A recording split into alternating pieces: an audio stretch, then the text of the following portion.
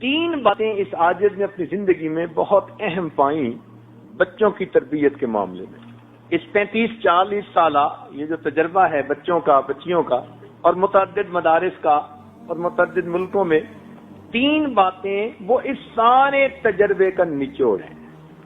اگر ماں باپ ان 3 باتوں کا خیال رکھیں تو بچہ ایسی مضبوط بنیادوں پہ کھڑا ہوتا ہے کہ دین سے ہٹ ہی نہیں سکتا۔ یوں تو کہنے کو آپ درجنوں باتیں کہہ سکیں گے کہ اس کا بھی خیال رکھو، اس کا بھی رکھو، اس کا بھی رکھو، کتابوں پہ کتابیں لکھی ہوئی ہیں تربیت الاولاد کے بارے میں، مگر جسے تھمب رول کہتے ہیں وہ اگر ہمارے ذہن میں بیٹھ جائیں کہ ہم نے بچے کی کن باتوں کو مضبوط کرنا ہے، ان پہ بچے سے کوئی کمپرومائز نہیں۔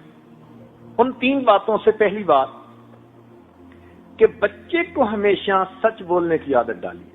یہ چیز آپ کو ہلکی سی محسوس ہوگی، اللہ رب العزت کے ہاں سچ اتنا مقبول ہے کہ سچ کے صدقے بندے کو دین دنیا کی کامیابیاں ملتی۔ اگر کبھی سچ کے باطنی فائدے ہمیں محسوس ہو جائیں اور سچ کی وجہ سے جو برکتیں زندگی میں آتی ہیں وہ محسوس ہو جائیں تو ہم تو سچ کی خاطر کٹ مرنے کو تیار ہو جائیں۔ اس میں محنت نہیں ہوتی، یہ کام بڑا مشکل ہے، اس لیے کہ اس میں پھر ماں باپ کو بھی سچ بولنا پڑتا ہے۔ اب پھر کیسے ہوگا کہ ادھر سے فون آیا تو بیٹے کو کہہ دو ابو گھر پہ نہیں ہے، اب وہ بچہ سچ کیسے بولے گا؟ اور دوسری عادت بچے کے اندر جو پیدا کرنی چاہیے وہ نماز کا اہتمام۔ نماز تو پڑھتے ہی ہیں بچے، بچپن سے اس کو نماز کا اہتمام سکھانا ہے، تسلی سے وضو کرنا ہے، پاکیزگی کا خیال رکھنا ہے، وقت پہ نماز پڑھنی ہے تکبیر اولیٰ کے ساتھ اگر وہ بیٹا ہے۔ اس کے اندر ایک فائدہ تو یہ کہ اس بچے کے اندر پاکیزگی آ جاتی ہے، کیونکہ بے نمازی بچہ تو استنجے کا بھی خیال نہیں کرے گا، اور اگر نماز پڑھے گا تو کپڑوں کی پاکیزگی کا خیال رکھے گا، تو پاکیزگی بھی آ گئی، وقت کی پابندی بھی آ گئی۔ اس سے خوش نہ ہو جائیں کہ بچی نماز پڑھتی ہے اور بچہ نماز پڑھتے نہیں، نماز کا اہتمام۔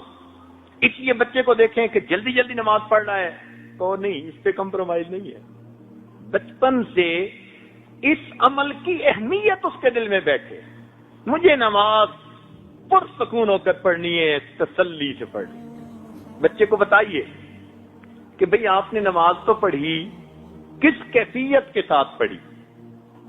تو جب بچپن سے یہ سنے گا کہ ابو بھی کہتے تھے کس کیفیت کے ساتھ پڑھی، تو اس کو پتہ چلے گا کہ یہ بھی زندگی کا کوئی مقصد ہے۔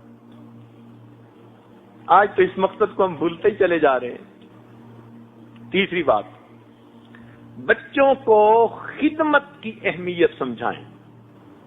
کام کاج جو گھر کے کیے جاتے ہیں اس پر کیا اجر ملتا ہے، ماں کی خدمت، باپ کی خدمت، بڑوں کی خدمت، استاد کی خدمت۔ خدمت کا جذبہ بچپن سے بچے کے دل میں ڈال دیجیے۔ آج تو پانی کا گلاس بھی نہیں خود پی سکتے بچے، وہ بھی دوسرے کو کہتے ہیں کہ لائیے۔ اس لیے آج شکایت ہے اکثر ماں باپ کی طرف سے، جی بچے کام میں دلچسپی نہیں لیتے۔ بھئی آپ نے بچپن میں کون سی خدمت سکھائی ہے اس کو؟ کیا پتا یہ بچہ کبھی کس اللہ والے کی خدمت کرے اور اس کی اس کو دعا لگ جائے۔ اس کو بتائیے کہ معذوروں کی خدمت کی جاتی ہے، بوڑھوں کی خدمت کی جاتی ہے، تو اس کے دل میں رحم کا مادہ پیدا ہوگا، احساس ہمدردی ہوگا۔ اس ایک لفظ خدمت کی وجہ سے اس بچے کے اندر اچھے اخلاق آتے چلے جائیں گے۔ جب دوسروں کی بات سنے گا جو بڑے ہیں تو پھر ماں باپ کی کیوں نہیں سنے گا؟ آج اس کو خدمت بتائی نہیں، وہ ماں باپ کی بھی نہیں کرتے۔ لا الہ الا اللہ، لا الہ